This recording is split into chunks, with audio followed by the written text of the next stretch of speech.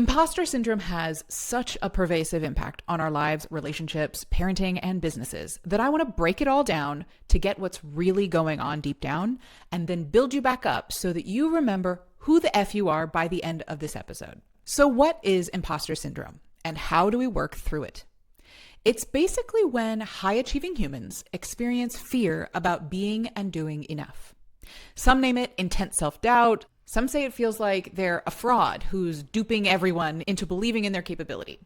And others experience it as anxiety and burnout from intense perfectionism and overworking to prove themselves.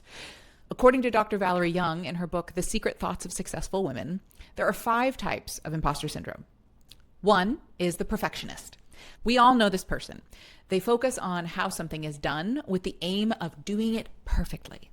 And what happens is it leads to overworking because they're driven by this desire to do the perfect work, or it leads to procrastination, which is driven by the fear of doing something imperfectly. And ultimately, that fear of failure, causing them to seek to achieve perfection, causes intense self-doubt. Number 2, the natural geniuses. So these people are really focused on ease because for as long as they can remember, things have just come naturally and easily for them. Often these are the types that are called gifted or talented early on in life. And for them, they start to feel like they're failing or a fraud if they have to work hard at something or struggle in order to master a skill because everything has just usually come so easily to them. Number 3 is the expert. This is the person who focuses on what and how much they know because they feel responsible for earning the title and their reputation as expert, whether it's given to them or they self-claimed it. What makes them feel like a fraud is if they don't know everything. Number 4 is the superhero. This is the person who focuses on how many different roles they can juggle and excel at all at the same time. Often what makes them feel inadequate is if they cannot meet their own impossible standards in all different areas of life simultaneously. And number 5 is the soloist. This is the person who focuses on completing the task entirely on their own. So for them, it feels like a failure if they need to ask for help or if they receive any sort of constructive or even negative feedback about their work. So if you're like me, you may identify with one or more of these archetypes. For me, the superhero one shows up the most often in my head because there's a part of me that expects me to remain the 4.0 student in life where I succeed at everything equally all at once, no matter what I'm going through or what's most important to me. What about you? I'd love to hear in the comments which one is kind of your dominant archetype that shows up the most. Now, there's really only one thing you need to do when this part of yourself is taking over the conversation in your head. But as always, it's easier said than done. So I'll give you some other practical strategies later on in this episode to engage with it as well. But the key to untethering ourselves from the voice that accuses us of being an imposter is this. Remember that this voice is not us. It is just fear, most likely coming from a well-meaning but mean as shit inner critic.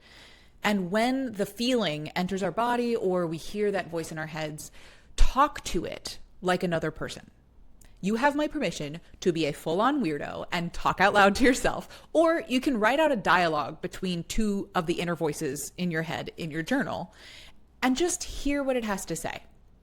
It might say something like, they're going to find out you're a total fraud. If I can't do it all myself, then I am completely incompetent. This isn't worth doing if it's not going to be perfect. Whatever your version of that is.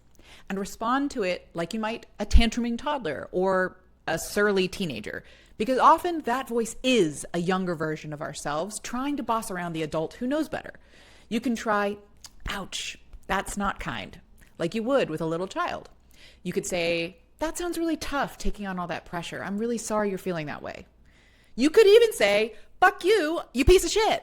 That one usually feels most appropriate when our inner critic has taken on the voice of a harsh teacher or mentor or parental figure who you just do not want to have power over you anymore. Sometimes it's healing to kick them out of the boardroom of our brains. The most important part is just to start hearing the voice as distinct from your own inner voice and stop agreeing with it implicitly. We are not our thoughts. We must curate our inner dialogue with slowing down, listening, and discerning. Sometimes our loudest thoughts are our most misleading because fear is a loud emotion.